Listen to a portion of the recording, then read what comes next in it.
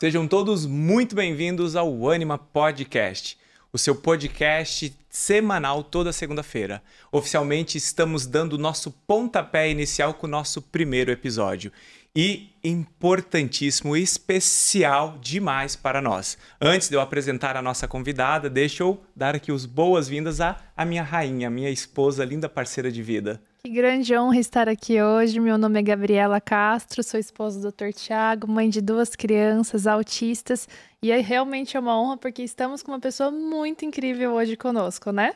E essa pessoa é nada mais, nada menos que a doutora Ana Beatriz, que recebeu esse convite com muito carinho e está aqui conosco hoje. Seja bem-vinda, doutora Ana. Boa noite, queridos. Olha, não poderia dizer não, de jeito nenhum. Tenho uma admiração profunda por vocês. Já te entrevistei no Pod People, foi maravilhoso. Conheci Gabi através de você e hoje está aqui com vocês. Tenho certeza que vai ser muito bacana. Vai ser. Tem algumas coisas na vida que a gente vai aprendendo com o tempo. Eu nunca tive pessoas que, de certa forma, eu olhasse como ídolos.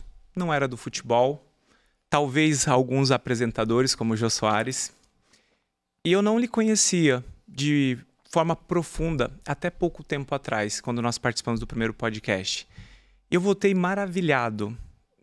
Eu não consigo explicar, eu acho que pelo carinho, pela gentileza, pela simplicidade, humildade, eu acho que a soma de muitas coisas... É verdade. Tiago voltou realmente... Exato. E é de certa forma estranho que eu falo assim, hoje eu olho você de um local que eu não olhava há algum tempo atrás, e é importante a gente honrar as pessoas que nos honram.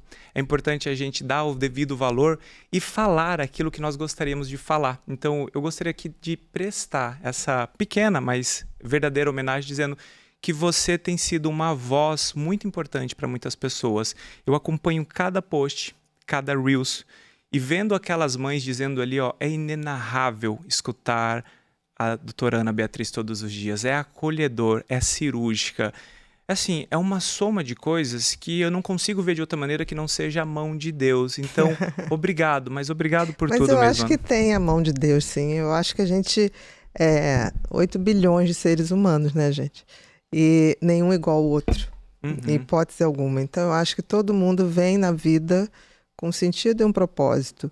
E, de alguma maneira, o meu sentido de vida tinha a ver com comportamento humano. Eu sempre adorei observar as pessoas. Depois isso se tornou parte da profissão, mas também sempre uma parte paralela, meio filosófica, vendo de outras formas, não só da parte médica. E eu acho que quando eu pensei em me renovar, eu falei assim, está na hora de falar para muito mais gente o pouquinho que eu tenho para falar e trazer pessoas que eu acho que tem muito a acrescentar, que foi o seu caso, né? Porque quando eu pensei em abrir o podcast, eu passei um tempo ali procurando as pessoas, olhando no Instagram, no YouTube, e eu fui descobrindo pessoas incríveis, como a gente tem pessoas incríveis, generosas, com conhecimento, e eu realmente peço a Deus que eu seja instrumento disso. Amém. Você com certeza. Amém. E é legal essa questão do Pod People, né, que é o seu podcast, que nós estávamos conversando como ele tem crescido, difundido, ajudado as pessoas. Mas para quem se recorda há pouco tempo atrás, a doutora Ana Beatriz não estava no Pod People, ela estava sendo entrevistada, participando de inúmeros eventos. E de onde sai essa ideia? Como começa tudo isso? Sabe, do dia para a noite ou foi algo mais planejado? Nunca foi planejado, nunca foi do dia para a noite. Eu fiz medicina, né, na UERJ, na Universidade Estadual do Rio de Janeiro, e desde o início, no 3º ano, eu assisti uma palestra do professor Oswaldo Said, e ele falava ser e estar consciente. Eu me lembro dessa palestra, assim, que não era nem ainda na época da psiquiatria, mas eu fui ver a tal palestra. E aquilo me deixou absolutamente fascinada quando ele começou a fazer a diferença do ser consciente e do ter consciência, que eram coisas diferentes, estados, níveis de lucidez e a coisa da tomada de consciência do ser humano. E aquilo me fascinou. Quando acabou a palestra, foi no início do 3º ano, eu fui atrás dele e falei assim, posso estagiar com você? Aí ele falou assim, mas como assim? Você ainda está na clínica? Eu falei, não estou, mas eu posso arrumar um horário. Aí ele, mas por que você quer estagiar comigo? Porque eu gostei do jeito que você falou sobre o ser humano, sobre o comportamento. Aí ele falou, tá bom, então me procura lá na psiquiatria, no ambulatório, no dia tal. E aí cheguei lá, achei que ia estagiar dentro do ambulatório. Nada, ele falou, você quer mesmo estagiar? Eu falei, quero muito. Ele me botou para estagiar com ele num hospital em Jacarepaguá, que eram 1.500 pacientes internos, assim, aqueles excluídos, aqueles jogados lá e que a família pouco aparecia. Muitos pacientes crônicos. E ali foi a maior escola que eu pude ter na minha vida. Que legal.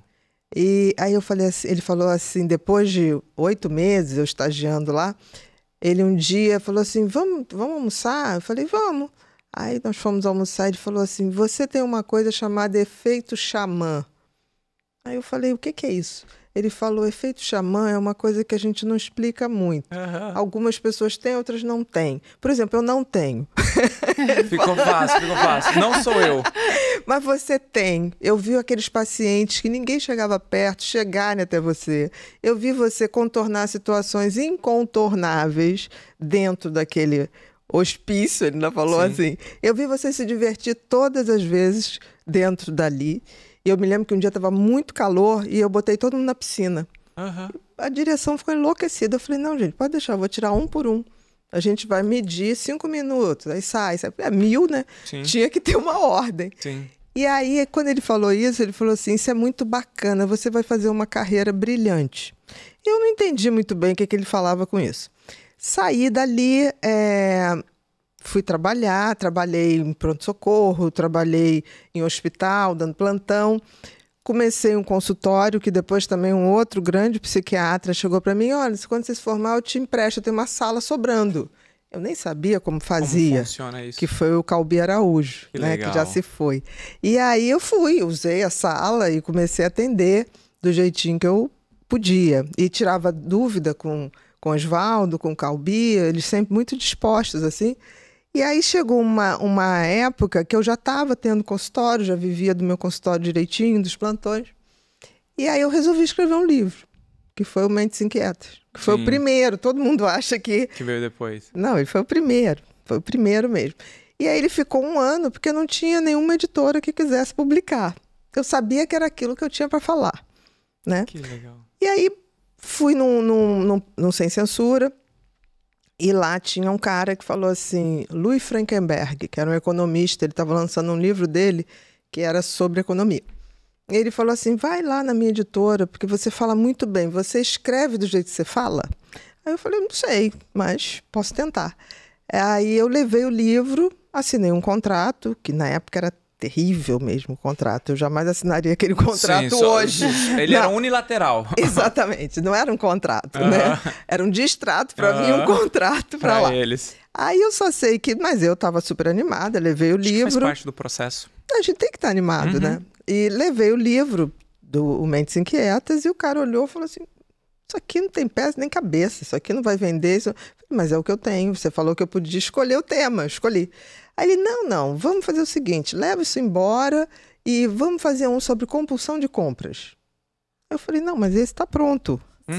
Aí ele falou, não. Aí eu falei, e naquela época não tinha essa coisa, eu tinha assinado o contrato, tinha um com eles...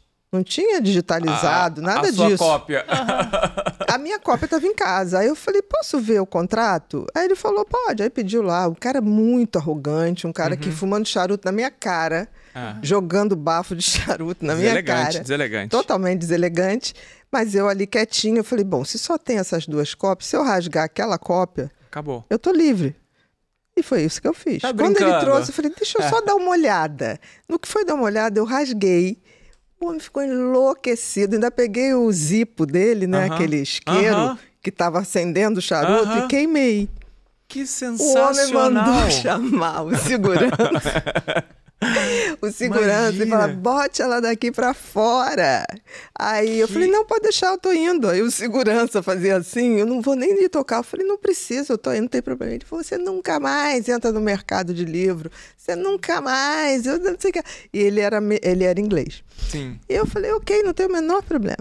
Aí quando eu cheguei em casa, eu falei assim, puxa Deus, obrigada, você me libertou, né? Ele não podia me processar nem nada, porque ele não tinha nem a prova. Aí eu parei e falei assim, mas agora eu vou publicar esse livro. Aí eu tinha um Peugeotzinho, 205. Eu tenho até medo de perguntar o ano que isso aconteceu mais ou menos. Isso, olha, o Mentes Inquietas foi lançado em 2001, mas isso tudo vinha acontecendo desde o final de 1999, 2000. Então ele ficou ali parado esse tempo.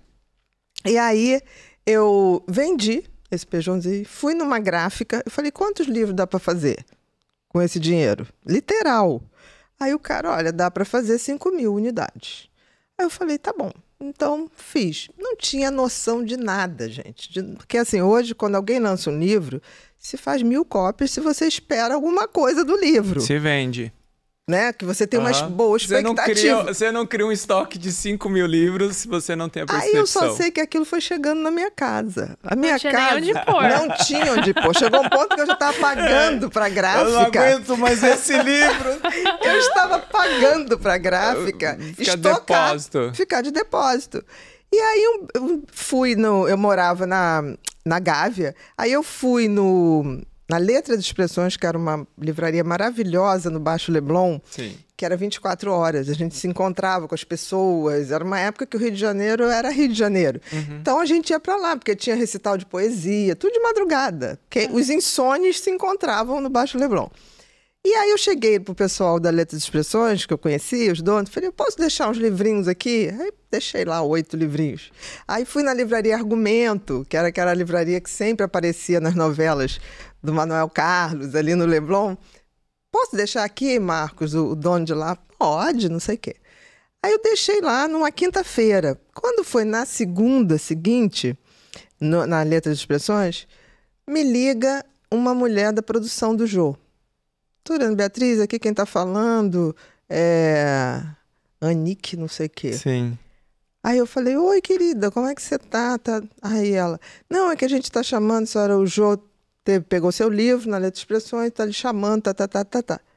Não acredito. Aí eu olhei assim, eu falei assim, desliguei o telefone, falei, isso é trote de amigo, né? Eu falei, isso é amigo, que sabe que eu botei o livro lá e tá me dando trote. Desliguei na cara da mulher. Eu falei, mas eu já sei até quem é.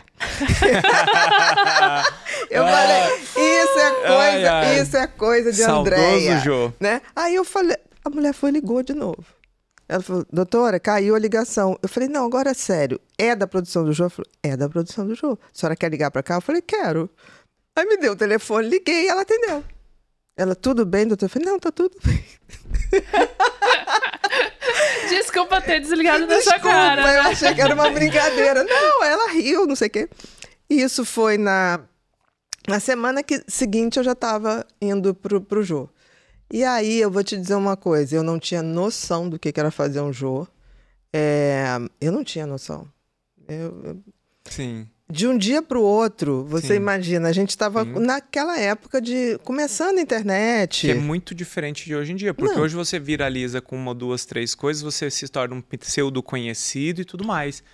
Naquela época você não tinha esse tipo de acesso, nem pagando todo o recurso que você quisesse. Não tinha, não era pagável. Surreal. Não era pagável. Isso. Então, quando eu fui ao Jô, numa inocência, falei, falei umas barbaridades que hoje eu fico olhando, falei, que impulso, né? E que bom que pessoa eu falei impulsiva, também. Que pessoa impulsiva. No dia seguinte, entraram 1.500 e-mails no meu consultório. E ali era 1.500 por dia. Tum, ninguém mais sabia o que fazer, como responder. Foi uma loucura. O livro começou a vender, aí o cara da gráfica, tipo assim, vamos fazer uma coisa, eu vou fazer uma sociedade com você para entregar esses livros. Eu fiz uma sociedade com o dono da gráfica, nem sabia. Aí, 15 dias depois do programa do Jô, uma editora me procurou e falou, olha, vamos fazer isso organizado, porque você não tem distribuidora. Eu falei, não tinha nada. Eu, na realidade, não tinha nada. E aí eu vendi o livro para uma editora e ali começou, né? Mas olha, a minha vida é antes e depois do Jô. Não, antes de Cristo, depois de Cristo. A minha era antes do Jô, depois do Jô. Que sensacional. Você, quando deve pensar no Jô, assim, deve haver uma sensação de sentimentos. É um carinho, é uma coisa assim que eu consigo relembrar às vezes a gargalhada do Jô, o sorriso do Jô, a educação do Jô Soares. E o homem mais cheiroso que eu já vi na minha vida. Perfeito. Nunca descobri qual perfume que ele usava, que ele não falava. Incrível. Mas o que é interessante de você trazer essa história é que não existe do dia para a noite. Até aconteceu, porque você estava pronto e porque você plantou. Mas você vendeu o seu Peugeot. As pessoas não querem dar um pequeno passo para trás para conquistar absolutamente nada. Porque a partir do momento que elas têm que colocar esforço... esforço não. Imagina você vender o seu veículo, né? Depois disso, não só vender o seu veículo, você vendeu o seu veículo e foi colocar lá na livraria. Se não tivesse colocado na livraria, se não tivesse vendido o veículo, a Ana Beatriz com certeza não seria o que ela é hoje, porque não teria esse efeito borboleta, né? Não, com certeza. Você está falando uma coisa, eu noto isso, assim, como as novas gerações, eles têm medo de voar, né? Se arriscar. É inacreditável, porque chega uma hora que... Sim. É que nem o filhote de águias. Chega uma hora que ela tem que jogar ele para ele voar. Né? Ele tem que voar. Sim. Mas eu vejo isso. As pessoas não querem abrir mão de nada, né? E eu acho que, principalmente pelo que nós vamos comentar aqui hoje, você viveu uma fase da psiquiatria que não é a mesma psiquiatria de hoje em dia. Claro que em todos os momentos a gente precisa de psiquiatras bem informados para as dores do momento. Há 30, 20, 15 anos atrás, nós percebemos um padrão psiquiátrico muito mais daquele no hospital psiquiátrico, o doente mental, não dá para socializar, isso aqui... Crônico, né? Isso aqui é um problema, o esquizofrênico, o bipolar descontrolado, enfim. E você agora está num momento que é completamente diferente, que são os transtornos de personalidade, os transtornos de ansiedade, o uso de medicação, o uso compulsivo de algumas medicações... O que a Ana Beatriz olha e vê e que pode falar para as pessoas que viveu esse processo todo? Olha, eu tive grandes mestres, né? O Oswaldo Said foi um, Carlos Alberto Costa Silva foi outro. E eles diziam uma coisa que eu vejo que era já moderna, né? Eles falavam assim, psiquiatria é uma especialidade ambulatorial. A internação não é a regra, é a exceção. Isso ficou muito claro para mim a vida inteira. Se você for pacientes particulares meus que eu internei, eu acho que não cheguei a internar 5 a minha vida inteira. Agora, quantos eu fui contratada para ir na clínica tirar, eu perdi a conta. Perfeito. Né? Então eu acho que de alguma maneira, tanto que eu chegava nas clínicas particulares, eu nunca fui bem vista pelas clínicas particulares, porque em geral... Você tirava o paciente? Eu ia lá para tirar. E o porteiro falou, mas a senhora vem tirar quem aqui? A gente vai perder dinheiro com a senhora. E eu, muito cedo, eu fui buscar alternativas. Então eu falei assim, gente, não é possível. Se o remédio não faz efeito, tem que ter outras coisas. Então foi aí que eu fui buscar a neuromodulação, a estimulação magnética transcraniana, o neurofeedback, a estimulação por corrente contínua. Então isso é uma coisa que a gente já faz no consultório há quase 20 anos. E que nos Estados Unidos é muito comum. É que no Brasil ainda ele está engatinhando. Não, no Brasil tem uma coisa que as pessoas não sabem, são contra o que não sabem. As pessoas adoram falar contra o que elas nem sabem o que significa. Então, muitas vezes, colegas falavam assim, isso aí é modismo. Quando eu comecei a tratar 20 anos síndrome atrás, de pânico, por exemplo, na época era chamado de síndrome de pânico, com paroxetina. Era uma resposta maravilhosa. E aí, os amigos falavam assim, a Bia agora inventou uma doença nova. Aí, ó, agora tá surfando na doença nova. 10 anos depois, todos aqueles que falaram isso, estava todo mundo falando a mesma coisa. E eu já estava, tipo assim, quero saber agora de compulsão alimentar. Já estava no topiramato. Legal. E aí, o mesmo colega falou, topiramato, isso é um absurdo, porque isso aí é para convulsão e tá. Aí o paciente, doutora, fulano falou isso. Eu falei, mas como anticonvulsivante é péssimo. Agora, para diminuir a vontade de comer doce, principalmente, funciona. Então, assim... Eu já sou o contrário. Se você fala, se um paciente vinha para mim, eu fui na Gabi, eu fui no Thiago e tô me sentindo bem, eu falo, então que maravilha. Okay. Não venha, porque a chance de dar errado é maior. O que tá acontecendo? Que bacana, olha, tô aprendendo. Cansei de ligar para médico, falar, fulano, olha só, recebi um paciente seu aqui, ele tá super bem, queria te dizer que bacana. Como é que foi isso? Você leu algum artigo? Foi empírico? Muitas vezes fiz isso. Não tô deixando minha esposa falar, né? Mas assim... Não, mas eu tô encantada escutando aqui. Mas tem uma coisa que é interessante também, Ana, é que você acabou de falar uma coisa que acontece no mundo moderno, porque também acontecia há milhares e milhares de anos, que é a pessoa que está em evidência incomoda muito. E quando você fala isso, que olha, eu incomodava quando eu prescrevia paroxetina e ninguém estava prescrevendo paroxetina. Depois era o topiramato, enfim... Chegou um momento que você parou de incomodar? Essa é a primeira pergunta. Eu acho que não. Mas assim, eu nunca me preocupei realmente com isso. Porque eu tinha uma coisa na minha cabeça, assim... As únicas pessoas que estavam aptas a julgar meu trabalho e pelas quais eu tinha todos os ouvidos eram meus pacientes. Então, assim, os meus pacientes foram meus patrocinadores. Eu nunca aceitei nada de laboratório. Se tiver um laboratório que diga assim, a Bia foi no congresso bancada. É mentira. Mas é mentira mesmo. Grande. Em compensação, todos os representantes comerciais de laboratório, quando alguém adoecia na família, vinham me procurar, e não os médicos que eles entupiam de presentes e de viagens e de jantares. Né? Então aquilo para mim é isso. Gratificante. Era a minha recompensa. Entendeu? Então, assim, e os propagandistas, mas doutora, por que a senhora não vai à viagem tal? Porque eu não preciso. Mas doutora, é de graça. Eu falei, não, mas meus pacientes me patrocinam. Eu posso ir. O que eles me pagam, eu posso ir, mas eu não tô afim de ir. Então, assim, eu nunca esperei reconhecimento, assim, das pessoas. Eu esperava, não reconhecimento, mas eu esperava a melhora do meu paciente. Isso eu buscava incessantemente. Nós trabalhamos como profissionais, né, Bia? Eu, assim como você orienta palestra, eu também oriento, palestro pessoas. E chega um certo momento que a gente não cria nenhum tipo de expectativa ou esperança na forma que o colega vai ver ou não vai ver você, enfim. Eu falo isso porque recentemente nós faremos um congresso, que você inclusive vai ser palestrante dele, o Espectro vai acontecer nos dias 16, 17 e 18 agosto. E esse provavelmente será o maior congresso de autismo no Brasil. E quando nós fomos fazendo, nós fomos escolhendo pessoas assim a dedo, e mesmo que eu escolhesse todas as pessoas que eu gosto, faltaria pessoas na lista. Que bom, porque Amém. vai ter a versão 1, versão 2, 3, haverão inúmeras oportunidades. Exatamente.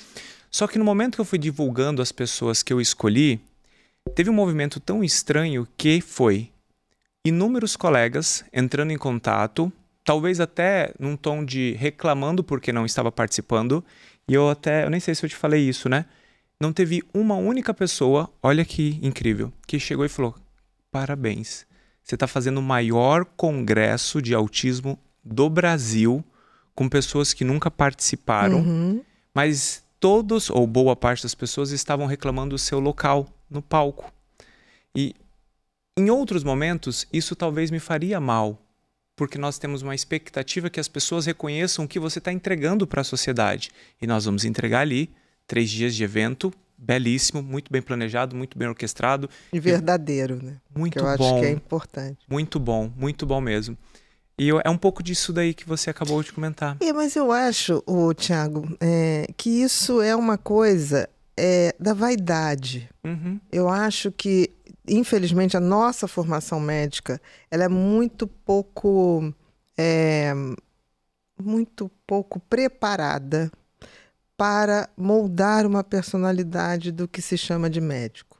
Porque médico não tem que gostar disso ou daquilo, tem que gostar de gente. Perfeito. Se não gostar de gente, não adianta, porque assim, eu vejo muita gente se forma em medicina para botar um jaleco caríssimo, para ter um carro caríssimo, para ter fotos caríssimas muito bem produzidas num consultório. Medicina não é isso.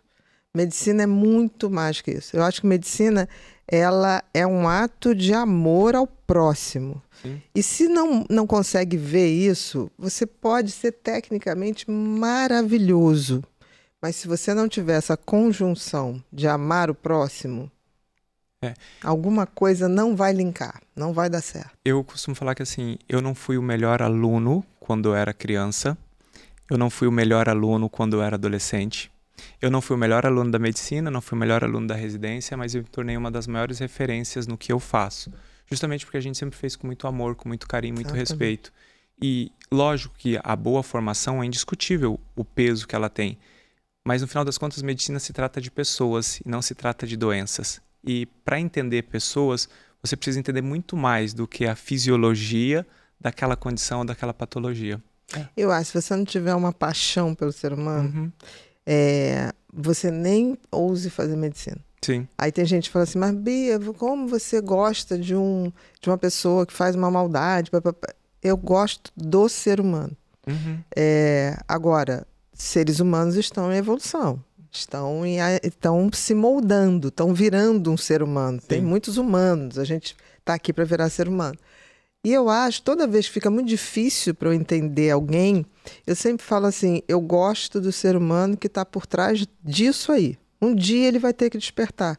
Porque eu acho que todos nós um dia iremos despertar. Uns não serão agora, outros serão não sei quando, mas assim, eu tiro o pecado do pecador. Perfeito. Entendeu? A gente tira, porque senão é impossível viver e amar o ser humano. E entrando nesse mérito, você acredita que há muitas pessoas, tipo, pecado, pecador, enfim, o humano ruim, né? Que muito disso é por falta de maturidade, muito disso é por falha do caráter humano, onde a gente está falhando enquanto pessoa para cometer tantas atrocidades? Eu acho que a gente vem falhando muito, há muito tempo, por valores que são imputados ao que é ser um ser humano bem-sucedido. Se você for olhar antes da Idade Média, vamos para a Idade Antiga, vamos para os grandes filósofos, tudo que o ser humano precisa está lá. Se você olhar Platão, Sócrates, tudo está lá. Epiteto, Epícoro, tudo está lá. Mas assim, tão claro do que é um ser humano. O que aconteceu é que, infelizmente, a gente teve uma Idade Média que as pessoas, porque o filósofo era o médico, o filósofo era o professor, era o matemático. Com a Idade Média, a caça aos cientistas, e quase que Galileu se foi nessa história, separou a ciência da espiritualidade, que foi pior ainda. Então se criou uma abertura que para nós médicos ficou pior. É como se, tipo assim, não podia mais fazer ciência ou pensar filosoficamente ou cientificamente, porque de fato podia custar a vida. Aquilo podia ir para a fogueira, literal. Sim. Então houve uma separação dessa constituição espiritual do homem com essa questão do entendimento do funcionamento das coisas, da ciência.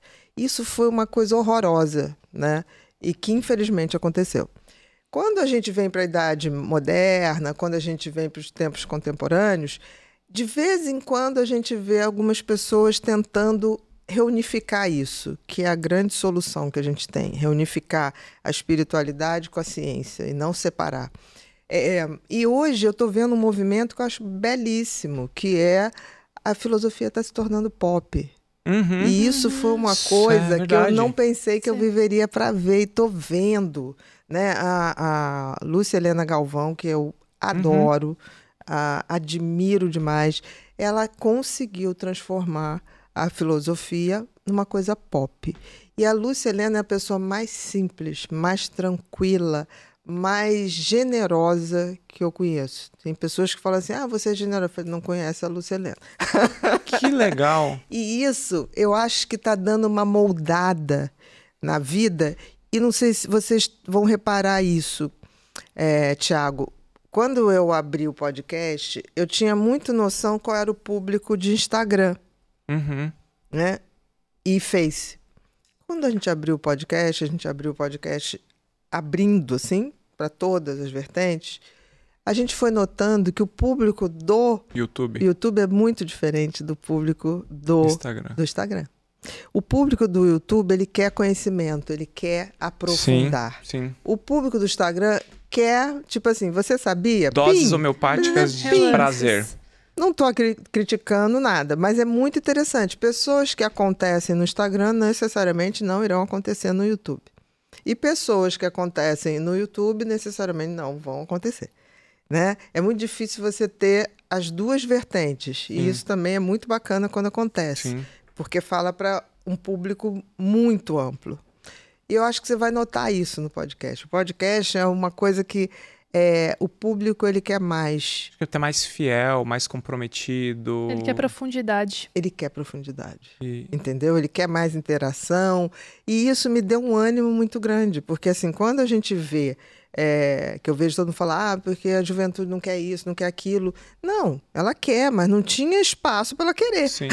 E não tinha formas de oferecer isso para uma juventude que é rápida, que quer as coisas de forma mais simples, sem profundidade. E o YouTube eu acho que é isso, porque ele tá à palma da mão daquele adolescente, daquele adulto jovem. É muito bacana essa questão do movimento em busca da filosofia, do passado. E eu acredito que o catolicismo tem muito a ver com isso, né? Então nós percebemos algumas figuras, principalmente digitais. No caso, há pessoas também, como você comentou, perdão, como é que é o nome da sua amiga filósofa? Lúcia Helena Galvão, professora Lúcia Helena Galvão, é maravilhosa. Perdão por não saber quem é. Não, mas então, que honra minha poder estar te dando Eu já anotei aqui para pesquisar exatamente. sobre ela. Vocês vão amar. Ela é do Rio? Não, ela é de Brasília. Mas vamos trazer ela. Mas ela está rodando aí o Brasil, já teve agora no início para as comunidades brasileiras de Miami. Que bacana. Ela está fazendo uma coisa maravilhosa e merece. E isso muda o mundo. Ela merece todo o sucesso que ela está tendo e muito mais, porque isso faz bem para a gente. Não tem a menor dúvida. Que legal. Bom, meu amor, você tem o que para nos pontuar, falar? Porque assim, eu tô com um monte de pergunta, mas eu quero ser gentil e educado, porque senão eu tô aqui sendo de tanto conhecimento, tanta informação, tô encantada aqui com a sua história, muito doutora. Obrigada. Já, como a gente disse, né, já era encantada pela senhora antes, mas olha, que grande história, né? Que diferença você tem feito na sociedade. E pode fazer as perguntas, porque eu tô aqui, ó. Minha esposa, ela é assim, eu arrumo cada confusão pra ela. Eu falei, olha, nós vamos assumir um podcast. Quando? Daqui uns dias. E tá bom. E quem vai ser o seu co-host? Meu co-host vai ser o meu amigo, o Dr. Júlio, que é um colega que me conhece há 15 anos, eu estudei com ele. A gente tem uma história de vida assim muito bacana, porque ele era frentista de posto de gasolina. Legal. Eu ia estudar com ele no posto de gasolina, levava comida para ele, eu trabalhava em farmácia, assim, é uma história muito bacana. Então a gente é muito próximo, muito íntimo, né? E do nada, eu não convidei ele como bom TDAH que eu sou. Eu esqueci de convidar. Tava na cabeça. Sim, comprou as passagens. Tava na cabeça, eu comprei passagem, comprei tudo. Eu falei, amor, nós vamos no podcast da doutora Ana Beatriz, você vai ser entrevistada por ela, né? E o Júlio vai entrevistar comigo, enfim. E aí, do nada, eu falei, amor, eu esqueci de avisar o Júlio, mas você senta do meu lado. Ela, mas eu não sou comunicadora, eu não participo de nada. Eu falei, só sua presença. Eu sou excelente bastidores, entende? Mas eu tô encantada aqui, porque a gente já está fazendo alguns podcasts, né? Mas assim, sabe quando você fica assim, nossa... Você quer ouvir? Eu quero escutar, É tão bom escutar e absorver tanto conhecimento, escutar referências de outras pessoas, né? Então, assim, se você tem perguntas, eu também quero estar escutando. Tem algumas perguntas também, mas eu acho que, assim... elas estão sendo construídas ao longo desse diálogo, né? Perfeito. E voltando para o princípio ali que nós comentamos a respeito dessa maturidade, filosofia é um caminho e tudo mais, nós percebemos também que o jovem moderno, eu posso chamar aqui essa pessoa de 20 até 40 anos de idade, segue vários padrões. E você, como psiquiatra, qual é o padrão que você observa que este jovem moderno tem que pode ser perigoso, pode ser danoso à persona dele? Eu acho que a pior coisa que pode acontecer a um ser humano é não saber ao que se destina, em qualquer idade.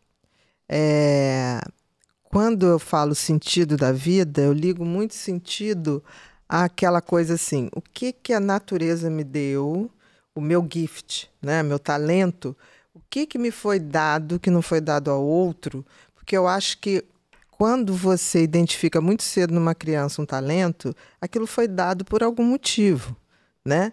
E eu acho que quando a gente descobre nossos talentos, a gente começa a dar sentido à nossa vida. Mas quando a gente desenvolve esses talentos e começa a se tornar uma pessoa melhor a partir dele e também ser melhor para os outros a partir desses talentos, aí eu acho que você exerce totalmente o teu propósito de vida. E crianças têm já inclinação? Eu identifico muito cedo. Tanto que eu falo, tem adulto que chega e fala assim, mas eu nunca identifiquei um talento. Eu falei, então, reúne com quem, sua babá, sua madrinha, seu pai, sua mãe, porque eles vão dizer o que você tinha ali desde muito cedo. E eu acho interessante esse ponto que eu... Alô, se soltou, agora vai. Agora eu não vou falar, tô brincando. Mas eu acho interessante esse ponto dos talentos, né, que eu li de um filósofo amigo nosso, grande... Marcelo Danukalov, pessoa né? incrível. E ele falou justamente dessa questão da juventude e das crianças, né? Que os pais hoje, nessa rotina incessante, louca de N fazeres, não estão prestando atenção e dando oportunidades para essas crianças e adolescentes descobrirem os seus talentos. Porque todo ser humano tem. Exato. Então, assim, se você não proporcionar experiências para que você desenvolva e descubra esses talentos, a gente está numa geração que não tem realmente propósito. E aí, eles se sentem vazios. Exato. Porque esse vazio começa a ser preenchido com coisas superficiais. E sempre que você tem vazios, ele vai ser preenchido ou com sentido e propósito, que é o certo, ou então grandes vazios vão dar grandes problemas, os vícios. Perfeito. A coisa mais simples de preencher vazio é vício. Perfeito. E a Gabi comenta sobre dar oportunidades a essa criança, né? E agora eu vou falar como pediatra, transtorno de neurodesenvolvimento, enfim, com desenvolvimento infantil. Como é importante a gente oferecer experiências diferentes. Ofereça música, ofereça o desenho. Até porque este indivíduo, ele precisa se sentir bom em alguma coisa. E ele é bom em alguma coisa. Com certeza. Quando você não dá a oportunidade para ele descobrir no que ele é bom, ele vai se tornar uma pessoa mais ansiosa, uma pessoa mais insuficiente, uma pessoa que insegura. Não acredita totalmente em si. insegura. Ele vai precisar da validação do outro. Ele não tem aquela coisa que o exercício do talento ou do dom dá de segurança. A única autoestima real é quando você se sente bom em alguma coisa que você faz. E a autoestima está ligada totalmente a ser estimado por algo. Então a gente fala tanto, a gente tem que ter autoestima. Sim, a gente precisa desenvolver algo que seja notado pelas pessoas. Não, né? e que você sinta, que dá um quentinho diferente quando você faz. Exato. Né? Isso aí eu acho tão interessante, porque você vê na criança. Tem crianças que assim, pega uma música, o desenho, mas aí tem um que quando pega a música, ele literalmente sente a música. Sim. Muda a fisionomia, ele fecha o olhinho, é diferente. Tem outro quando desenha, você vê ele viajando naquele desenho. Longe. Tem outros que representam, tem crianças que representam, que você fala assim, o que é isso? Não. E que imitam os adultos com a precisão, que você fala, gente, eu não tinha notado, né? Esse gesto. E ele viu esse gesto. Então, assim, são coisas que a gente tem que oferecer e tem que também estar ali para identificar. Assim, ele ali é melhor. É bom. E o importante, principalmente para quem tem mais filhos, é saber que os filhos são absurdamente diferentes. Totalmente. Mesmo criados na mesma casa, não com as mesmas orientações. Né? Individualizar a criança, né? Porque cada criança vai ter uma predisposição. E essa comparação que às vezes muitos pais fazem, querendo colocar cada criança no seu quadrado, né? Como se assim fosse uma fórmula mágica engessada nesse sentido. E não existe. A gente pode criar da mesma forma e ter que realmente identificar os talentos de cada uma. Isso é maravilhoso, você está falando. Imagina o quanto cruel é um irmão ver o outro irmão conquistando algo naquilo que ele é bom e ele não, e os seus pais falando ali, olha, tá vendo, seu irmão conseguiu, seu irmão venceu. É cruel. Isso é cruel. Isso é cruel, isso é de uma crueldade, né? E eu sinto, assim, essa coisa eu acho que quando uma criança está emocionalmente desregulada, e as crianças têm muitos, os autistas mais ainda, mas as crianças também, né? Sem ter o autismo, elas se desregulam, porque o cérebro ainda é muito imaturo. Aí o pai, hoje eu estava falando que a gente tem que acolher. esperar passar aquele descontrole emocional para depois a gente, numa hora mais propícia, falar sobre o que aconteceu, mas não na bronca, mas ensinando como fazer, fazendo, né? Porque a gente tem que fazer para dar o exemplo. Sim. O pai moderno, ele tem que entender que falta tempo, ok? Falta. Eu entendo que ele terceiriza muito, não porque ele é ruim, ele terceiriza porque ele não tem possibilidades. Eu entendo isso também. Mas que ele tem que estudar um pouco sobre a criação de filhos. Hoje é necessário. Porque em outrora, aquele conhecimento era transferido da avó que tinha 10 filhos para a mãe que tinha 7. A mãe tinha a irmã que tinha mais 7. A soma das duas irmãs davam 14. E você ia tendo uma troca de experiência culinária, afetiva, amorosa. Ou seja, você vive equações que alguém já viveu e alguém resolveu de alguma outra maneira. Hoje em dia, não.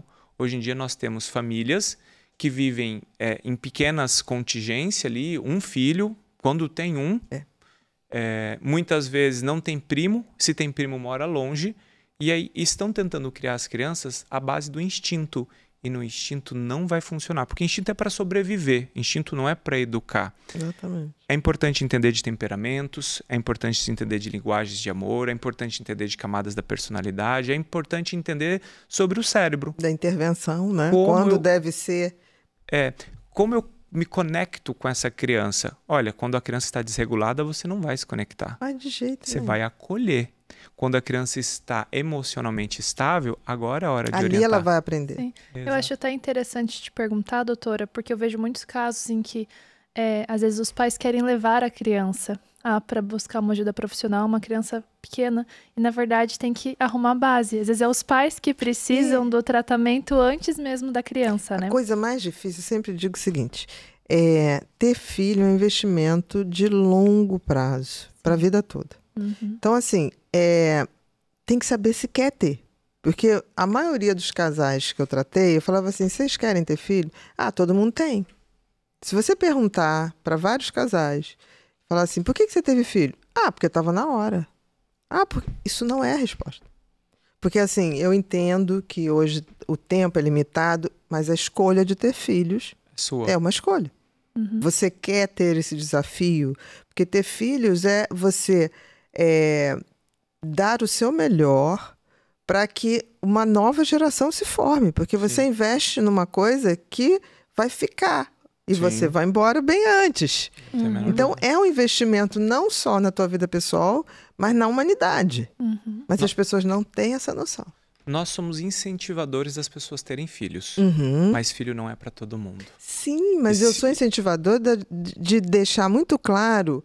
Você tem noção? É isso. E não estou falando negativamente, porque eu acho até uma tarefa linda. Linda, né? E eu acho que é uma das tarefas que te dá maior aprendizado na vida. Talvez não tenha outra coisa que te dê tanto aprendizado. Sim, isso é verdade. Eu falo que é a segunda coisa mais difícil no mundo. A primeira é se manter estável dentro de um casamento. Então hoje falar assim, não, mas não, porque filho, ele é parte de quem você é. E as pessoas não entendem que o casamento também é parte de quem você é. E não entendem que aquela outra pessoa ela é diferente de você. E amar, se manter dentro de um casamento é sobre o quanto você está disposto a abrir mão. Não tanto que você se sente feliz, amado, cuidado nesse processo. E se o outro pensa dessa maneira, ele também vai abrir mão de justamente aquilo que você quer. E aí dá tudo certo. Então eu falo que a segunda coisa mais difícil de fazer atualmente é se manter, cuidar de filhos. E a criação do filho, eu acho que ela tem que ser pensada dessa maneira. É a forja de um ser. E aí vamos pensar a palavra ser do jeito que vocês quiserem. Vocês concordam que criar um ser é algo absurdamente incrível, lindo, mas que requer esforço, né? Nietzsche falava isso, né? Para fazer nascer uma estrela cintilante, é necessário um verdadeiro caos. Haverá desconforto, haverá menos sono, haverá mais problemas, você vai ter que deixar o seu trabalho.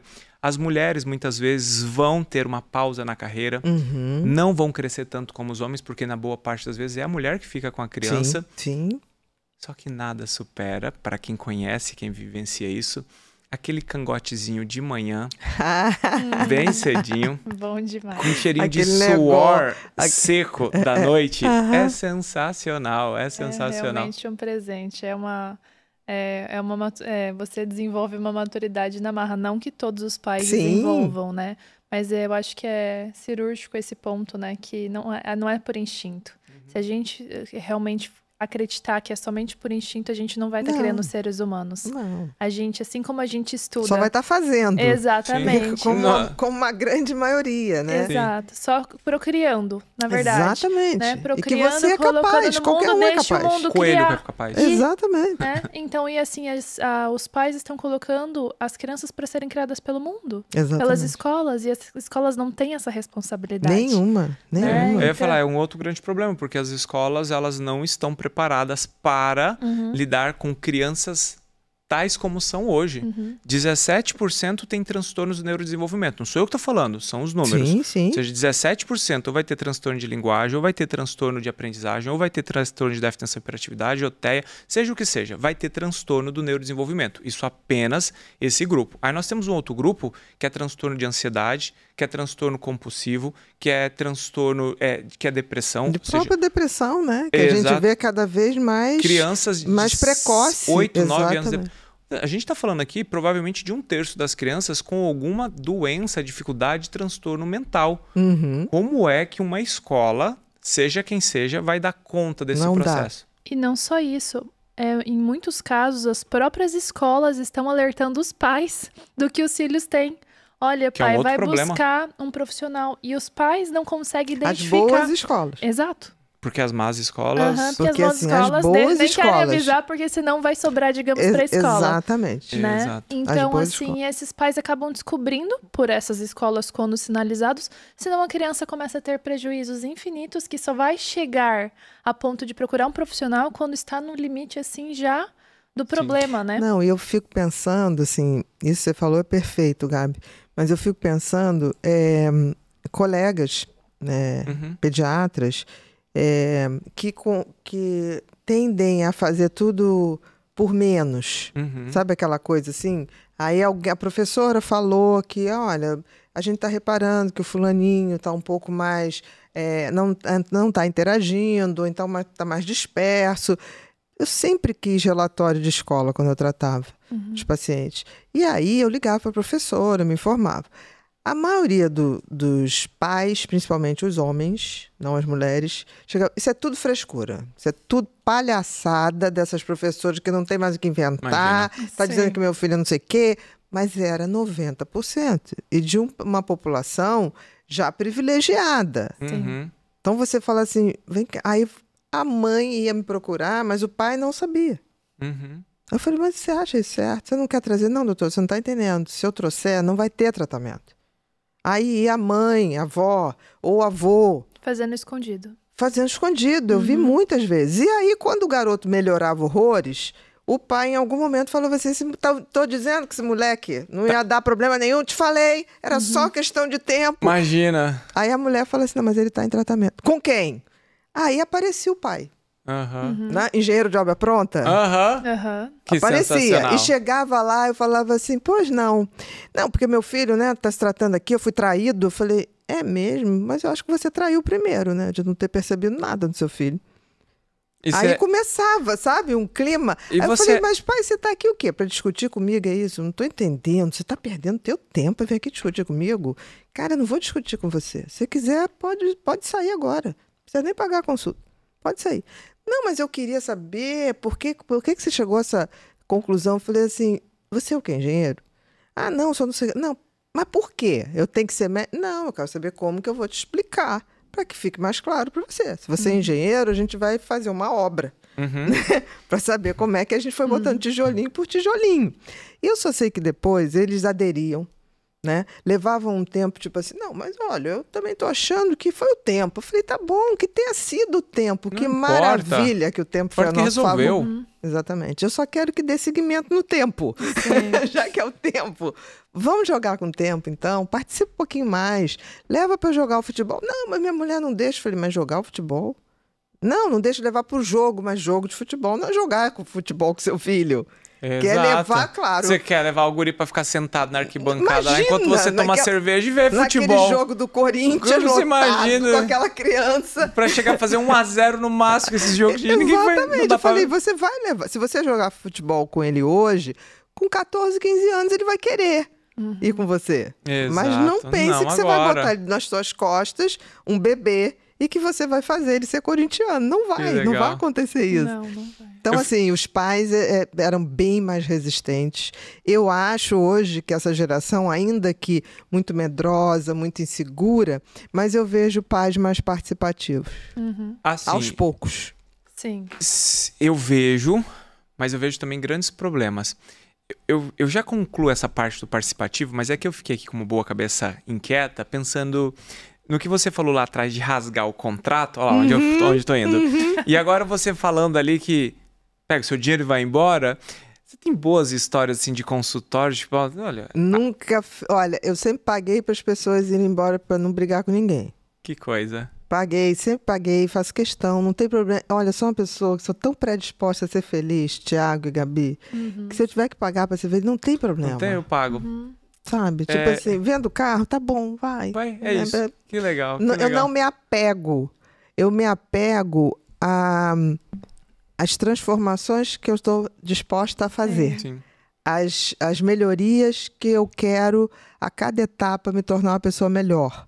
Isso eu tenho total apego. Eu quero morrer, eu digo isso para todo mundo, eu quero que Deus me dê o privilégio de eu morrer lúcida, né? E batalho para isso, para eu poder ter a minha passagem muito tranquila. Eu tenho certeza que eu vou morrer sorrindo. Não tenho a menor dúvida. Quem estiver presente não vai ver uma cena trágica, porque eu tenho certeza que eu vou ver uma infinidade de coisas boas me esperando. Que sensacional. Isso é uma coisa que eu peço todo dia a Deus que eu seja merecedora. Então, assim, eu me apego a essa pessoa que eu quero ir lapidando. Sim. O resto... É que você paga uma conta muito alta de ficar ali vivenciando... Reverberando as coisas. Do dia a dia. Porque só lhe tem fazem gente mal. que quer brigar, né? Tem gente que tem prazer. Quer brigar. Tem gente que quer ser dono da razão. Mas quer brigar. Por que querer ser dono da razão? Chegar e falar assim, olha, eu penso assim, ok, vai ter meu respeito. Democraticamente vai ter meu respeito. Agora é assim, não, eu não concordo. Quer vencer no eu grito. não acho. A pessoa já vem com 4 patas. Eu não vou. E você não acha que isso aumentou infinitamente mais com o digital? Que a gente tem muita gente... Isso é um fenômeno das redes sociais, concordo com você. Porque hoje em dia tá todo mundo querendo cancelar todo mundo, ser o alarde de todo mundo, aí chega pessoalmente não tem a mesma coragem. Não tem. Eu digo, meu avô dizia uma expressão que eu adoro, é tudo cagarola. Cagão com cirola, cagarola. E é maravilhoso isso, porque assim, eu noto esse tipo de movimento. E eu fico triste porque isso me dá certeza que, de alguma maneira, com toda a tecnologia, nós ainda estamos na idade média do respeito pelo outro. Sim. Né? Por quê? E eu acho assim, a idade média, as redes sociais trouxeram o nosso lado pior na frente. Acho que agora está começando a tender um equilíbrio. Porque eu me lembro que as pessoas falavam assim, Bia, você entrou para esse negócio de rede social? Ridículo isso. Você vai se prestar. Eu falei, olha só, você não entra por quê? Aí a pessoa respondia, porque é uma porcaria, não sei... Se você não for lá, fizer alguma coisa bacana, vai continuar só sendo um cenário de porcaria. Não adianta você ficar falando mal se você não dá opção. As pessoas não têm opção, vão escolher porcaria. Então, se você acredita que tá tão porcaria, faça alguma coisa que seja melhor. O seu melhor. Pode não ser melhor para muita gente, mas faça. Isso é muito cômodo, né? Dizer assim, não vou porque é uma porcaria. Não faço porque é uma porcaria. Tá, e aí? São engenheiros de obra pronta. Sim. E o que acontece hoje nas redes sociais é que a gente tem essas pessoas que ficam assim, mas você não falou isso. Você prepara um corte de 50 segundos. Sim. Só para despertar, chamar a atenção para que a pessoa, se tiver interesse, ela vai se aprofundar, ela vai no YouTube, ela vai começar a te demandar conteúdo. Aí a pessoa fala assim, não, mas isso está errado, isso está aquilo. Gente, então faz. Nós estamos num território livre. As redes sociais são um território livre. Deu voz a muita gente. Faça. Eu acho o seguinte, querendo ou não, a sua rede social é a sua casa. É a sua casa. Eu não vou entrar na sua casa e cuspir no chão. Eu não vou entrar na sua casa e derrubar as coisas no chão. Eu tenho que ter respeito na sua casa. Então, eu sou uma pessoa que eu sou incapaz. Eu entro, se eu gosto, eu aplaudo, eu comento. Se eu não gosto, ok. Eu não preciso ser mal educada. Eu não preciso ir na casa do outro e cuspir no chão. E eu acho interessante que as pessoas acham que a gente tem que concordar com tudo, né? Então, assim, as pessoas se esquecem que no meio antes das redes sociais existem amizades, tudo, e você não vai compactuar com todos os valores, com todas as vertentes 100%. de uma pessoa. Senão a gente não vai ter amigos, não vai ter relacionamento com as pessoas. E hoje eu vejo um alarde muito grande. A pessoa falou isso, pegou um corte de uma conversa, de um diálogo. De 3 horas. Exatamente. Nossa, parei de seguir. Ok, não precisava nem falar, né? Só sai, vida que segue. Não deixa de seguir. Fica quieto e vai embora. A gente não quer vocês aqui, vai embora. Por que não sai? Aí você vê que não é para melhorar o conteúdo, não é nenhuma intenção, é para agredir. Com certeza. Entendeu? Então eu acho que tem pessoas que estão muito amarguradas, que estão muito perdidas no sentido do que deu sentido e propósito da vida dessas pessoas. Porque eu acho que quem tem sentido e propósito não gasta tempo. Não tá preocupado com isso. Maltratando alguém. Não tem sentido. Mas talvez seja a única dose diária que aquela pessoa tenha de pequena satisfação, porque ela é tão nada que ofender às vezes gera nela um comportamento de prazer. Então, quando eu ofendo nas redes, quando eu ofendo em casa, quando eu ofendo na rua, quando eu ofendo a moça que nos serviu água, sou bruto, sou arredio, isso libera um pouquinho de dopamina e ela fala, pronto, eu vou sair. Você está falando uma coisa, tem um estudo que eu adoro, que é o estudo da inveja, né? A inveja, que é muito diferente do que as pessoas pensam que inveja é aquela coisa que é inocente. Não é. A inveja, se eu te invejo, eu quero o seu lugar. E acredito que eu não estou no seu lugar porque você tomou o meu lugar de direito.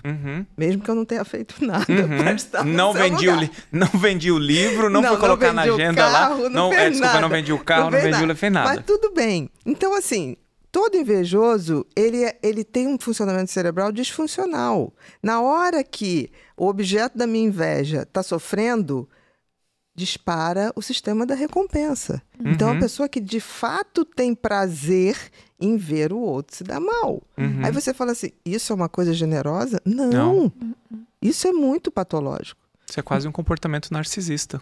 Sim! Pezinho ali. Mas aí a gente colocando... São doses, né? São doses, mas a gente vive numa sociedade que estimula o individualismo como filosofia dos tempos modernos. O que é o individualismo? Eu tenho que me dar bem, nem que seja por cima de você. Vale qualquer tática para que eu me satisfaça. Se eu tenho uma sociedade que faz esse tipo de valor, e aí esse valor tá no cara que não paga o condomínio, mas tem uma BMW estacionada no teu vizinho. Isso já aconteceu muito em prédios que eu morava. O cara não paga 6 meses. E a gente está fazendo cota extra para poder bancar ele. Mas ele está com Mercedes, está com BMW. Nada contra. Eu acho que ele tem todo o direito de ter o carro que ele quiser, mas não fica devendo o coletivo. Exatamente. Porque prejudica todo mundo. Entendeu? Então, as pessoas vão perdendo esse tipo de senso que é de respeito. Então, eu acho que grande parte dessas pessoas que estão ali agredindo, no fundo, é um cérebro invejoso. São pessoas vazias. São pessoas... sei lá, pequenas. É difícil falar, medir pessoas. É complicado, complexo. assim, mas são pessoas que acham que elas teriam aquele lugar mesmo. O que eu acho que tem lugar para todo mundo. Ninguém precisa tirar lugar de ninguém. Mas eu acho que isso também se dá pela geração, e a gente volta do que a gente conversou no início, né? Sobre a questão de propósito, tudo. As pessoas estão tão envolvidas hoje nas redes sociais, buscando somente o que o outro tem e não o que eu tenho. Exatamente. Né? Esse é um assunto bom. Hã? Esse é um assunto bom. Que elas só ficam buscando realmente, elas só conseguem focar no que elas não têm. E não buscar no que elas têm e no que elas podem melhorar a partir do que elas têm. A partir do esforço. O que eu posso fazer dia a dia para fazer diferente, né? Então, aí as pessoas ficam doentes, né? Óbvio, é extremamente adoecedor. Eu vi alguns estudos de uso de rede social. Hoje, foi feito um estudo com 5.000 usuários mais jovens, adolescentes e até 23 anos, americanos, e 52% dos entrevistados diziam que se não tivesse rede social seriam mais felizes. E esses 52, a gente bota o seguinte, esses são que têm uma percepção de que o negócio não tá bom. E os 48, que nem sequer têm a percepção. Eu acredito que não para todos, mas para um grupo pequeno de crianças, quando se tornarem adultos, eles vão olhar para o celular, eles vão ter nojo de celular. Assim como nós temos nojo hoje, alguns de nós, né? Nojo do cigarro. Sim. Que viu que seus pais morreram, que seus avós morreram. E morreram mal, né? Sem feios, angustiando ali. Ele vai olhar para o seu avô, e já está acontecendo hoje, tá? Mas ele vai olhar para o seu avô, ele vai olhar para o seu pai encurvado, míope, os dedos longos, e falar, essa desgrama aí impediu que meu pai brincasse comigo a minha infância inteira. Exatamente. Esse troço impediu que o meu pai fosse um melhor homem para minha mãe.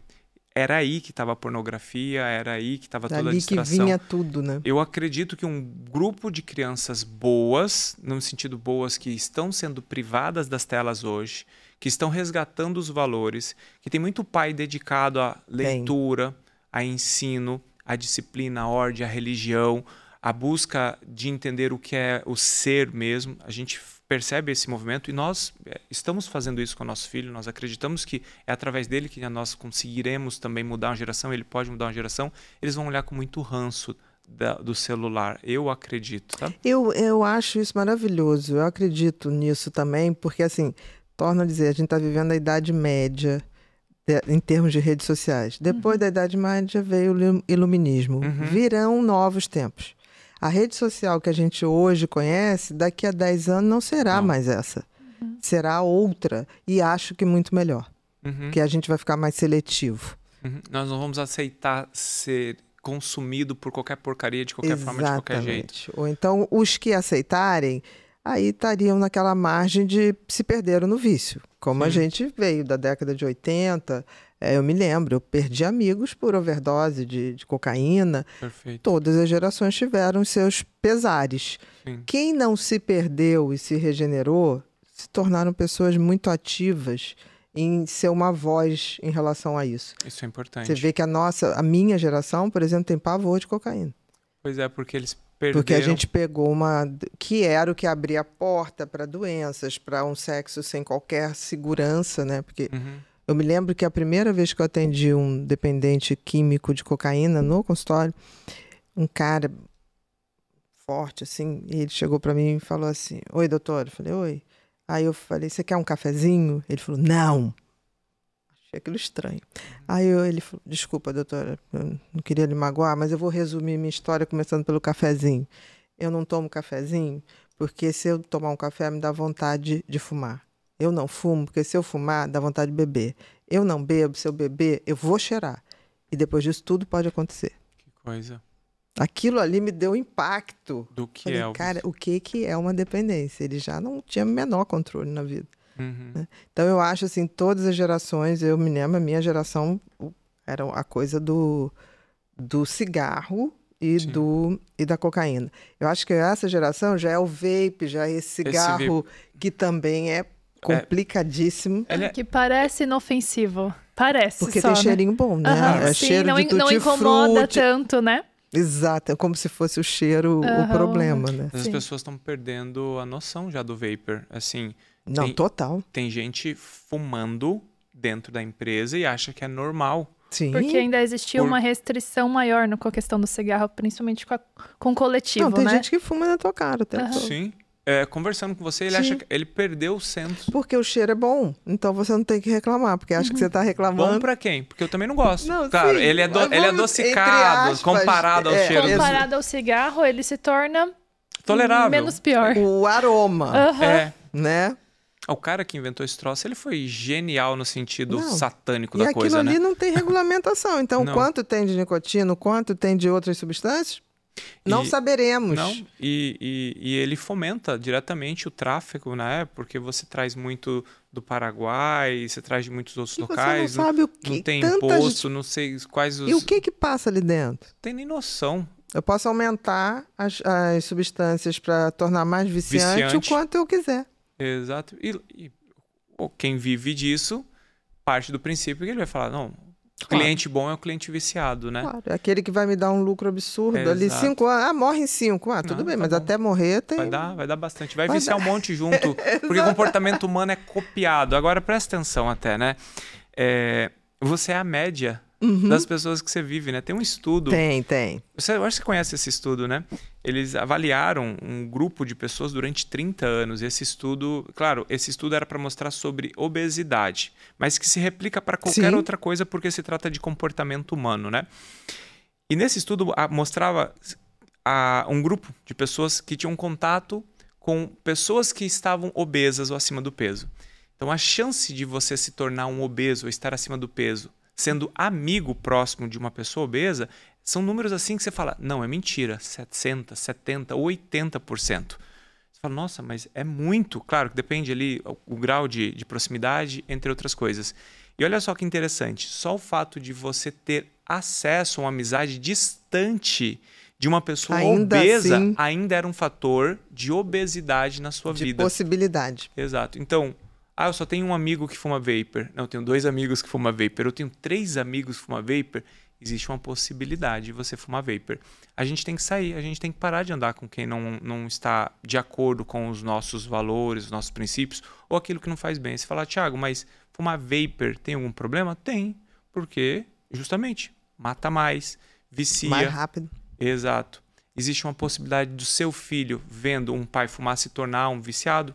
Isso é normal. Na época do cigarro, eu tenho um avô que fumava, dos 7 filhos que ele teve, 4 fumam. E dos... Exato. 60% das vezes. Né? Exatamente. Bom, doutora, continuando aqui. Essa questão das redes sociais, a gente sabe que é um refúgio para muitas pessoas, né? Você consegue hoje, não sei se você ainda faz consultório, se não já não faz, mas já não faz bastante tempo, né? Mas consegue perceber a amostragem, estuda para conhecer e falar a respeito, né? Mas qual é o verdadeiro impacto negativo para este jovem que está aí sedento e contaminado pelas redes sociais todos os dias? Olha, a coisa mais assustadora que existe, foi o que você mais ou menos falou, a questão de criar uma expectativa que existe um padrão perfeito, né, que deve ser seguido. Então, essa questão da comparação talvez seja uma das coisas que mais adoecem as pessoas. E quanto mais jovem... Pode botar um pouquinho aqui para mim, querido. Quanto mais jovem, menos estrutura eles têm para fazer o filtro, para ser seletivo e falar assim, não, isso aqui ali faz bem para o cara, mas não faz bem para mim. Né? Quanto mais jovem, mais influenciável você é. Né? Até 25 anos, o nível de você fazer esse tipo de manipulação é muito mais fácil. Né? Porque o lobo frontal ainda está muito... ali em desenvolvimento. Então, a gente tem que ter essa noção. Eu acho que a pior coisa que acontece, e isso eu já tenho observado, eu pedi toda a minha equipe lá do podcast, toda vez que um influencer morre, eu falo, pesquisa. Aí eles, olha, tem possibilidade de ter sido suicídio. Falei, tá bom. Quantos nós tivemos? No primeiro semestre do ano passado, a gente contabilizou 8. Assim, que chegou... a ser divulgado. No segundo semestre do ano passado, 12. Então, você vê que é uma coisa que está adoecendo dentro desse universo. Porque a comparação, quando é feita dessa forma desumana, de criar padrões inatingíveis para todo mundo, tipo assim, você é bem-sucedido com este padrão. Se você não se encaixa nesse padrão, você cria a frustração. E a frustração vem... ansiedade. A ansiedade crônica vem a depressão. Então, assim, esse eu acho que é o grande desafio, tanto que já tem países, estados americanos que começam a restringir, de fato, o uso de rede social, dependendo das idades. Em alguns países asiáticos é proibido, é crime, é cadeia, a criança ter acesso a aplicativos celulares, enfim. E imagina, né? Se os adultos não estão prontos para isso, quem dirá os nossos adolescentes e crianças? E crianças, realmente, porque estão começando muito cedo, de forma desenfreada e sem nenhum controle, né? Então, quantos anos a gente está iniciando a incidência na pornografia? Já o primeiro média acesso? de 6, 7 anos. Inacreditável, né? Inacreditável. Surreal. E isso vai tornando uma coisa tão comum que a criança, ao ser assediada, ela não identifica. Não. Que está sendo assediada. Nem percebe. Porque é o senso de normalidade. Exatamente. Tem uma coisa que é uma das cenas mais caóticas que nós presenciamos e ninguém se escandaliza dela. É você entrar num restaurante, nem na hora do almoço, porque na hora do almoço, pelo menos o horário do almoço é o horário do almoço. É pós-janta, às 10 horas da noite. Ou seja, a criança não tinha que estar no restaurante às 10 horas da noite. Aí aquele grupo de crianças de 2 a 7 a 12 anos, todos com o seu tabletzinho segurando ao lado. Isso ali é um assassinato coletivo e ninguém está percebendo, ninguém está falando nada. Por quê? Porque estão anestesiados. A gente está dopando as nossas crianças.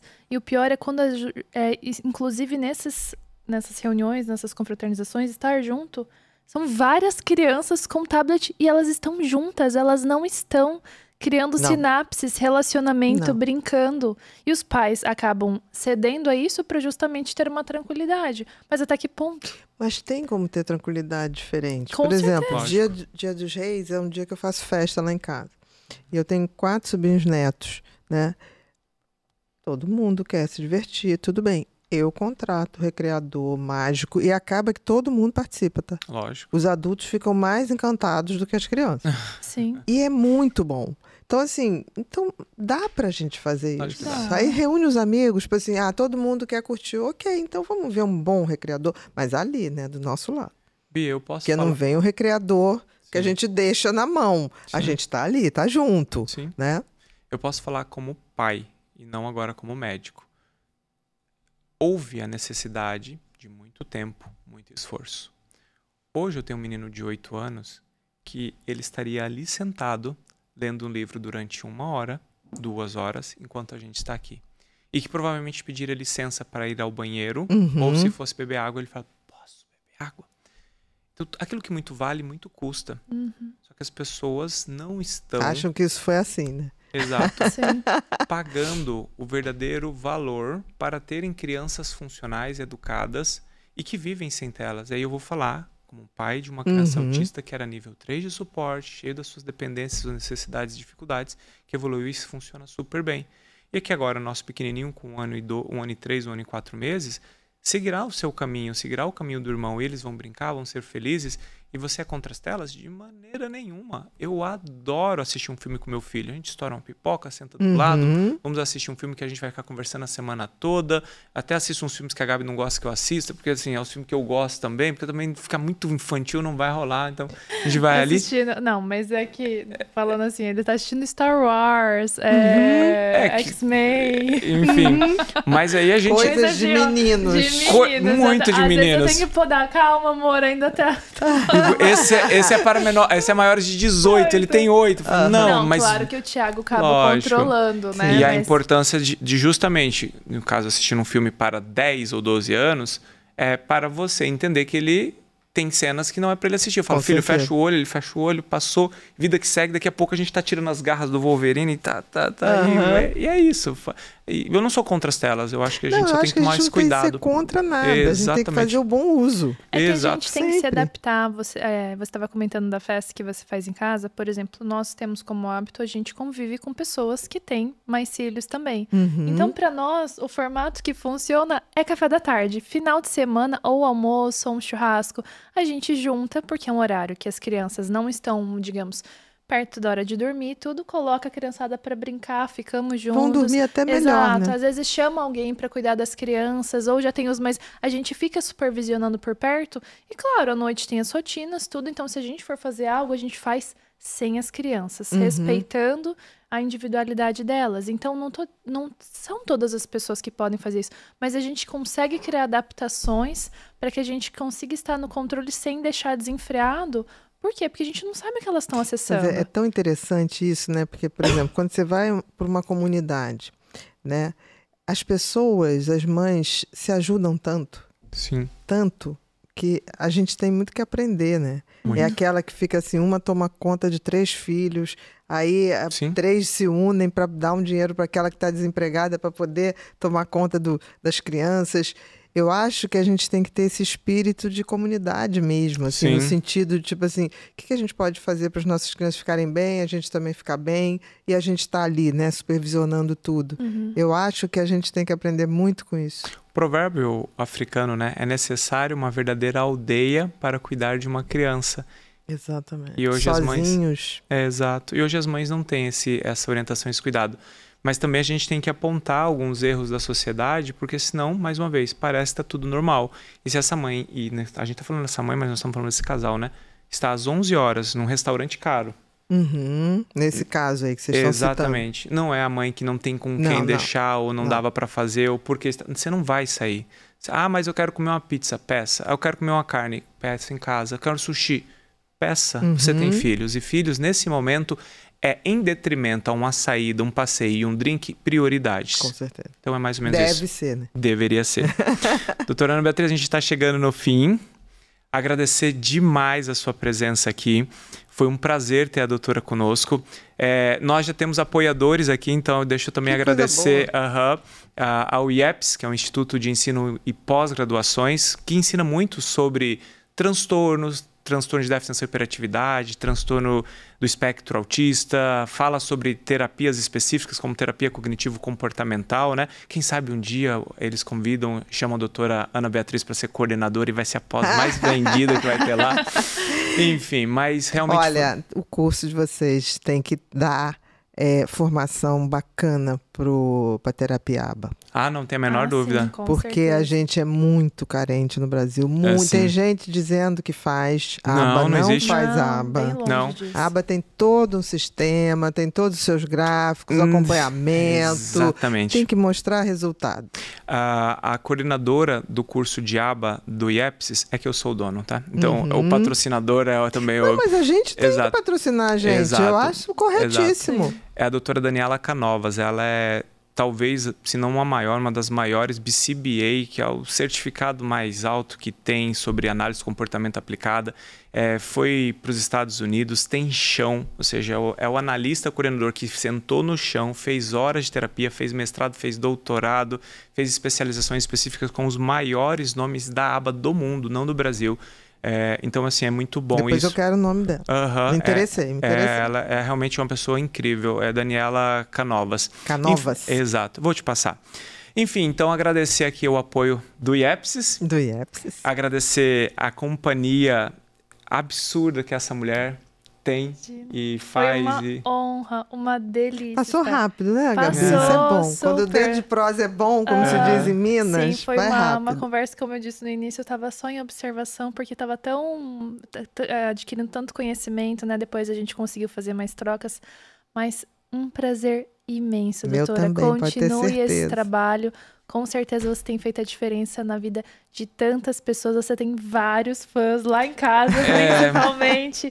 A tia Ju, que hoje está com as nossas verdade. crianças. Tia Ju, vou falar tia Ju, um beijo que ela enorme. está pedagoga das crianças, uma pessoa maravilhosa, e ela é louca por você. Que então, bom. ó, agradeço a tia Ju, né? Pra gente poder estar aqui. A tia Ju tá cuidando das crianças. Literalmente isso, tá dormindo em casa hoje. Então, muito obrigada, doutora. Foi um prazer Eu que agradeço, imenso estar com você mesmo. hoje. Teremos outras vezes. Vamos. Com certeza. E eu acho que eu já falei no início, tanto que eu a respeito, o quanto carinho, o quanto eu gosto da sua vida. Eu me alegro quando eu te vejo feliz. O problema é que você está feliz o tempo todo.